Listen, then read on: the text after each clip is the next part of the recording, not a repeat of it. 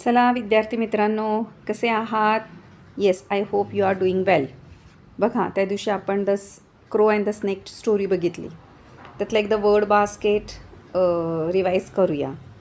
Word basket, hollow with a hole or empty space inside. Empty म्हणजे रिकामं, space म्हणजे जागा. प्रिशियस, ऑफ ग्रेट व्हॅल्यू, ज्याची किंमत खूप आहे. जसे तुम्ही मुलं तुमच्या आईवडिलांसाठी कसे आहात? प्रिशियस. What is precious? तुम्ही त्यांच्यासाठी खूप मौल्यवान आहात. Then plunked down. बघा, ह्याचं प्रोनाऊन्सिएशन असंच झालं पाहिजे, plunked down. Jumped softly with a force. Don't say jumped, please don't say like this. Jumped suddenly with a force. अचानकपणे वेगात घेतलेली उडी. Okay. Swiftly, quickly. Now we'll go to the next question, that is C. Identify the type of the story. ह्याची स्टोरीची प्रकार कुठला आहे? The story is a dash.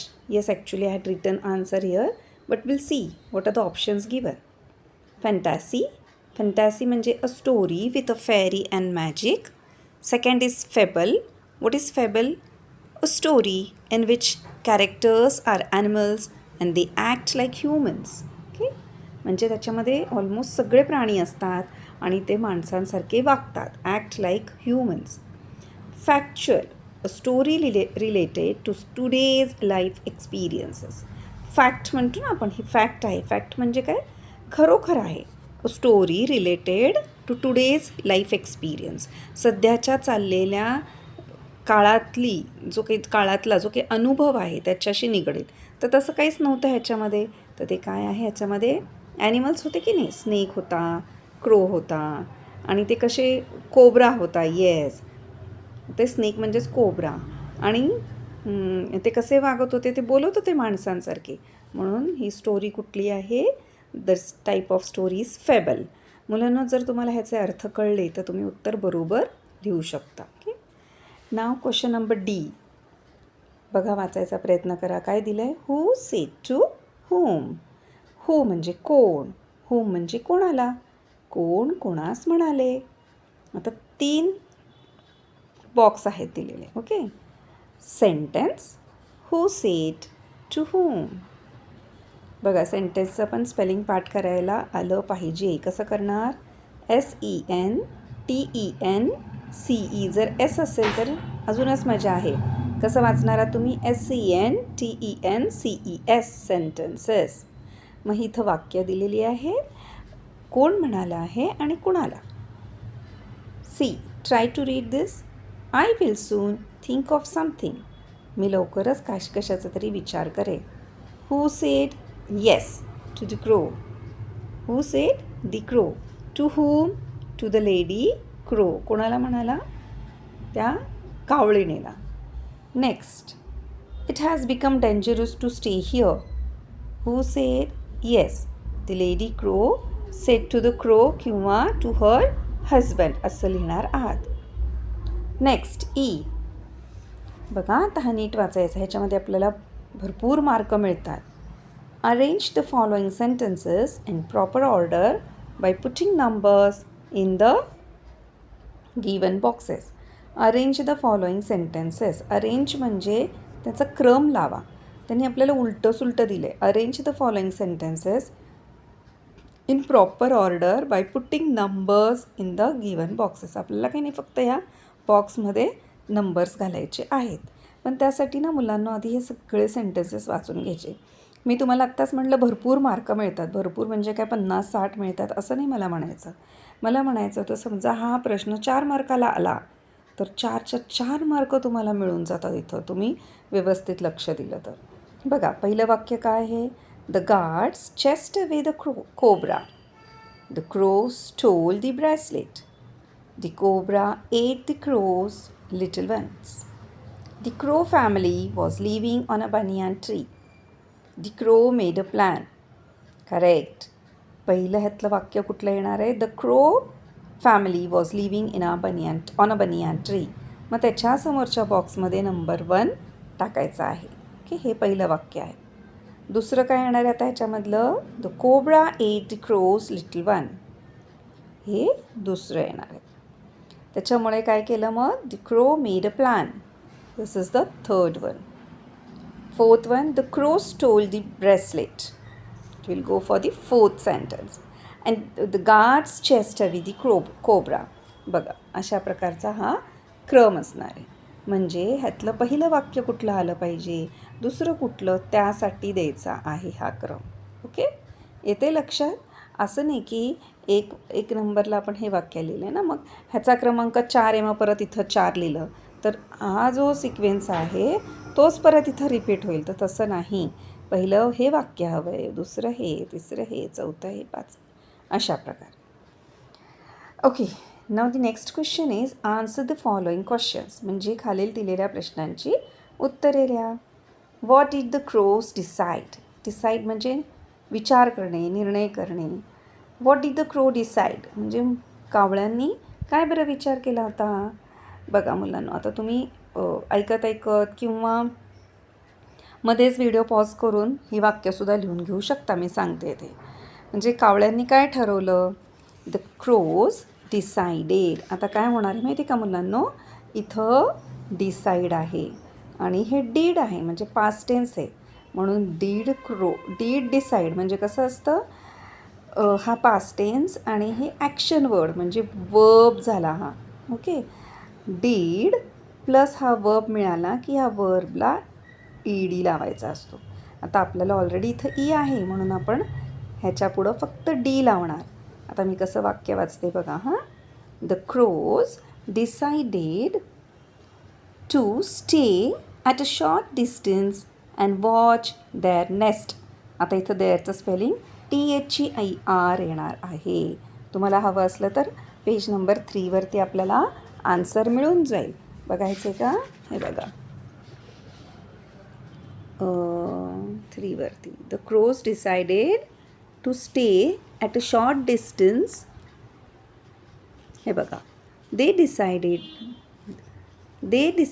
That they will stay at a short distance to watch their nest. हे त्याचं answer आहे. Good, तुम्हाला कळलेलं आहे. Next, why did the servant scream loudly? आता स्क्रीम म्हणजे किंचाळणे. मी आत्ता सांगितलं डीड आलं की ह्या ॲक्शन वर्बला ईडी लावायचा. आता इथं ई नाही आहे, त्याच्यामुळे आपण ह्याचं स्पेलिंग काय करणार आहोत? Screamed. SCREAMED. Screamed.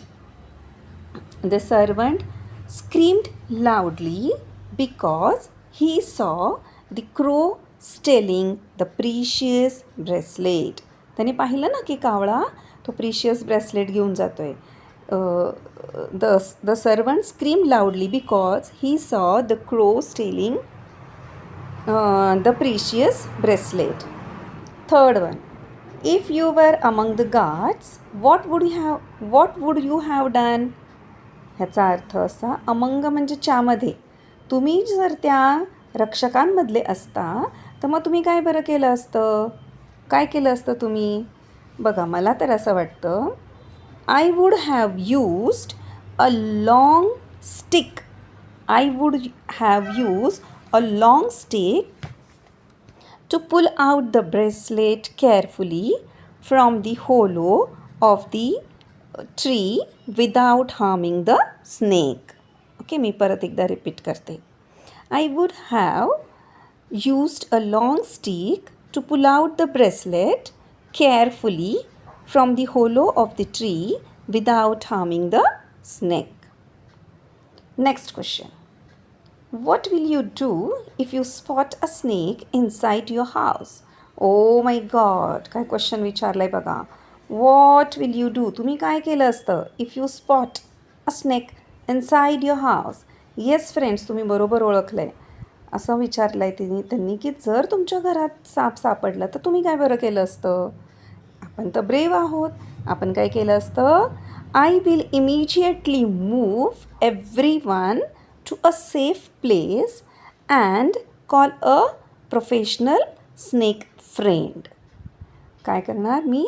I will immediately move everyone to a safe place and call a professional snake friend. Okay, म्हणजे जो प्रोफेशनल सर्पमित्र असतो त्याला मी बोलवलं असतं. आता हा क्वेश्चन नंबर जी. मस्त मजा असते ह्याच्यामध्ये. काय बघा बरं. Rearrange given letters and make meaningful words from it. इथं की नाही तुम्हाला उलटे सुलटे शब्द दिलेले असतात, ते बरोबर अरेंज करून मीनिंगफुल वर्ड्स करायचं आहे बरं का. बघा एक्झाम्पल. DERPPREA. तर त्याचं काय झालेलं आहे, नीट बघायचं. दोनदा पी आलेला आहे, मग आपला पण पी दोनदा अरेंज झाला पाहिजे. त्याचं असं झालेलं आहे प्रिपेअर्ड. व्यवस्थित विचार करून लिहायचा हा. नेक्स्ट आहे HCEADER. त्याचं तयार झालेलं आहे रिच्ड. हा तर तुम्हाला लगेचच येईल. काय आहे LOOHWL. Yes, it's hollow. Next आहे ELCIERHDN. हे चिल्ड्रन आहे. CHILDREN. ह्यातला ना हा एक ई कुठला तरी कट करा. आपण हा ई कट करून टाकू, कारण हा एक्स्ट्रा ई आहे. नेक्स्ट आहे NIATSNTLY. वाचायला किती अवघड जाते, चुकीचा शब्द नाही का. हे आहे इन्स्टंटली. INSTANTLY. इन्स्टंटली. नेक्स्ट आहे DEWIKC. Yes, it's wicket. WICKED. Wicket. Next आहे HCGNTIAW. Yes, it seems watching. WATCHING. Watching. हेच जसे जसे तुम्ही लेसन वाचाल, स्पेलिंग पाठ कराल ना मुलांनो, तर तुम्हाला हे पटपट येणार आहे. आणि समजा हा तुम्हाला 3 मार्काला प्रश्न आला, बघा बरं 3 मार्क सहज मिळून जातात नाही का. चला next question. Select and write the opposite words from the given box. Select म्हणजे शोधा. And write the opposite words. ह्याच्यातले अपोजिट वर्ड्स आपल्याला लिहायचे आहेत ब्रॅकेटमधले. आता आधी आपण हे ब्रॅकेटमधले शब्द वाचूयात. फाउंड म्हणजे सापडणे. विकेट म्हणजे काय, करेक्ट, दुष्ट. क्लेवर हुशार. लूज म्हणजे हरणे किंवा हरवणे. डेंजरस भीतीदायक नाही का. स्विफ्टली म्हणजे क्विकली. बघा डलचं काय येणार, क्लेवर. Win loose. विन म्हणजे जिंकणे. डल म्हणजे कसा आहे, आपण थोडासा बुद्धीने मंद आहे म्हणू शकतो है ना. डलचा अपोजिट इथं क्लेवर दिले. Win loose. लॉस्ट. लॉस्ट म्हणजे हरवणे, त्याच्या विरुद्ध फाउंड. लॉस्ट म्हणजे हरवणे. सेफ सुरक्षित. आणि डेंजरस म्हणजे भीतीदायक. स्लोली. स्लोली म्हणजे सावकाश, त्याच्या विरुद्ध क्विकली म्हणजे सॉफ्टली. काइंड म्हणजे दयाळू, त्याच्या विरुद्ध काय येणार, करेक्ट. राहिलेला आपला शब्द विकेट, पण आपलं बरोबर आहे. नेक्स्ट क्वेश्चन आहे I. Write the describing words from the following nouns from the story. आता आपल्याला गोष्टीतले ह्याच्याशी निगडीत शब्द लिहायचे, पण त्यांनी काय सांगितले बरं का मुलांनो, डिस्क्रायबिंग वर्ड्स. डिस्क्रायबिंग म्हणजे विशेष माहिती देणारे. कोणाचे, नामाचे. नाउन्स म्हणजे काय, नाम. नामाबद्दल विशेष माहिती देणारा शब्द मराठीत आपण काय म्हणतो, करेक्ट, विशेषण. त्याला इंग्लिशमध्ये ॲडजेक्टिव्ज म्हणतात. मग आता हे सगळे नाम आहेत, ब्लॅकमध्ये लिहिलेले नाम आहेत, त्याच्याबद्दल विशेष माहिती आपल्या टेक्स्टबुकमध्ये काय आली आहे ते शोधून लिहायचं आहे. तर ते मी इथं लिहिलेलं आहे, बघा बरं बरोबर आहे का. नेस्ट कसं होतं, beautiful. So beautiful nest. Crow कसा होता रे मुलांनो, क्रो, हो ना, yes, clever crow. Bracelet, how was the bracelet, correct, precious bracelet. And the cobra, was the cobra kind, no, he was the wicked. So wicked cobra. तर मुलांना हे काय झाले माहिती आहे का, नामाबद्दल विशेष माहिती देणारे शब्द म्हणजे विशेषण. Describing words. त्याला काय म्हणायचं इंग्लिशमध्ये? ॲडजेक्टिव्स. ते आत्ता आपण इथं शिकलेलो आहोत. हा पार्ट ऑफ स्पीचमधला महत्त्वाचा, म्हणजे 8 पार्ट आहेत, सगळेच महत्त्वाचे आहेत. तर हा आत्ता आपला झालेला आहे. लक्षात ठेवा, डिस्क्रायबिंग वर्ड्स म्हणजे ॲडजेक्टिव्ह, जे मराठीत विशेषण म्हटलं जातं. नामाबद्दल विशेष माहिती सांगणारा शब्द विशेषण. इंग्लिशमध्ये describing words. You are describing regarding the nouns are called describing words. Prepare a chart. Okay, next question G. Prepare a chart as following and display it in your classroom. In the classroom. So एक chart तयार करायचा आणि display म्हणजे तुमच्या वर्गात तो अडकवा किंवा दर्शवा. तर काय काय दिलं आहे? Animal or birds, THEIR their है ना, म्हणजे त्यांचे, करेक्ट, त्यांचे घर, देअर होम्स, यंग वन्स, त्यांची बाळं, त्यांना काय म्हणतात बघा. हां, आता पहिला पक्षी आहे हेन. त्याच्या होमला काय म्हणतात? कूप, COOP, कूप. त्याच्या यंग वनला काय म्हटलं जातं? चिक्स. करेक्ट, आपण पहिल्या पेजवर पाहिलं, म्हणजे ह्या लेसनच्या. Next is dog. The home of the dog is kennel. KENNEL, kennel. The young one of dogs are puppies. PUPPIES, puppies. Cow lives in a shade, and the young one of a cow is calf. Fish lives in water, or you can say river, sea, or water tank, है ना, fish tank, whatever it is. But the common thing is water. Without water, fish cannot live. And the young one of fish is called fry or larvae. Next is bird. All birds live in their nest. And the young one of bird is chick. Now, question number K. Complete the story using the words in the bracket. Give it a suitable title and write its moral. म्हणजे story पूर्ण करायची. इथं आपल्याला काही शब्द दिलेले आहेत, त्या शब्दानुसार हे गाळलेले शब्द भरायचे. Give it suitable title. एक सुटेबल टायटल द्यायचं. टायटल म्हणजे शीर्षक. And write its moral. आणि त्याचं मॉरल म्हणजे तात्पर्य काय आहे ते लिहायचं आहे. बघा इथं काय काय दिलं आहे? प्रेस्ड म्हणजे प्रशंसा करणे. एलिफंट्स, सेफली, सुरक्षा. फ्लडेड, पूर्णपणे भरलेले होते. स्विम, ट्रम्पेट, हत्तींचा चित्कार जो असतो ना त्याला ट्रम्पेट. हर्ड, कळप. फ्लड, पूर. करंट म्हणजे सध्याची जी परिस्थिती आहे ते पण म्हणू शकतो. Now first listen to this. Okay, then we will see what the title should be. One day a herd of dash was crossing a river. Herd म्हणजे काय? कळप. मग कुणाचा कळप? तर एलिफंट्सचा. बघा मुलांनो, इथं बसत नाही म्हणून मी काय केलं, ही पहिली गाळलेली जागा आहे म्हणून इथं नाव दिलं, नंबर दिला 1, एलिफंट्स. कसं वाक्य होईल? One day a herd of elephants was crossing a road. जरी अनेक वचन असलं तरी इथं काय दिलं? एक कळप, अ हर्ड, म्हणून इथं वॉज लागणार आहे. नाहीतर मेनी एलिफंट्स असल्यावर इथं वेअर लागलं पाहिजे. पण अ हर्ड ऑफ एलिफंट्स, इथं अ आहे म्हणून इथं वॉज आहे. The river was dash with mud. The river was flooded with mud and water. ती नदी कशी होती? गच्च भरलेली, दुथडी भरून वाहत होती. चिखल होता आणि खूप पाणी होतं. टॅन टाळा. Suddenly the herd of elephant trumpet loudly to let his dash no.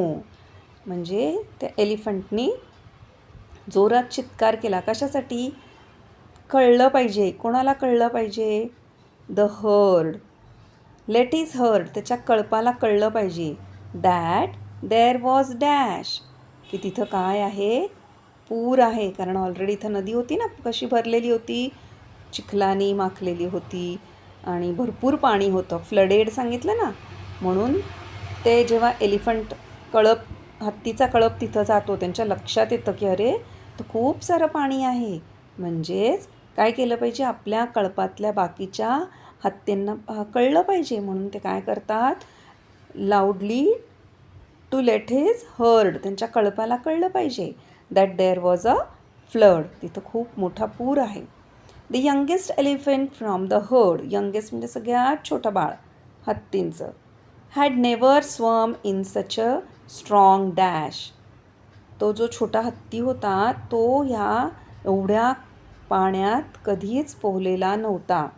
To strong current म्हणजे आत्ताची जी सद्य परिस्थिती किंवा त्या पाण्याचा जो वेग होता, त्या पाण्याच्या वेगात तो कधीच पोहलेला नव्हता. ही वॉज स्कॅटर्ड, तो खूप घाबरला.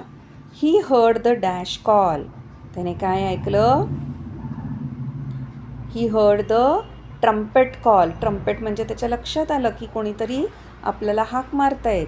इथं नाही का ट्रम्पेट दिलेलं आहे बघा, ट्रम्प्ड, तेच इथं येणार. He heard the trumpet call. Immediately he started to dash towards the sound. Immediately, ताबडतोब त्याने त्या दिशेने, त्या आवाजाच्या दिशेने सुरुवात केली. कशाला? To swim towards the sound, आवाजाच्या दिशेने पोहायला सुरुवात केली. He cross the river dash, he cross the river, त्याने ती नदी कशी पार केली? Safely. He cross the river safely. All the elephants dash him, सगळे हत्तीने त्यांना काय केलं? प्रेस्ड, काय केलं? खूप त्याचं कौतुक केलं. अशा प्रकारे ही गोष्ट इथं झालेली आहे. बघा मी हे नंबर टाकलेले आहेत, हे असे नंबर तुम्ही टाकून घ्या म्हणजे तुम्हाला ही स्टोरी पूर्ण करायला मदत होईल. ना what is the moral of the story is never give up, कधीच माघार घ्यायची नाही. संकट येत राहतात, पण त्या संकटांना तोंड देण्यासाठी नेहमी शक्तीबरोबर युक्तीचा आपण वापर करावा लागतो, पण म्हणून पाठ दाखवून पळून जायचं नाही. अशा प्रकारे ह्या लेसनचे पण क्वेश्चन आन्सर्स आपले झालेले आहेत. तुमचे कमेंट्स खूप छान येत आहेत, मला त्याच्यामुळे व्हिडिओ करायला खूप छान वाटतं. थँक्यू डिअर फ्रेंड्स, तसेच कमेंट्स करत राहा. Okay, take care, bye.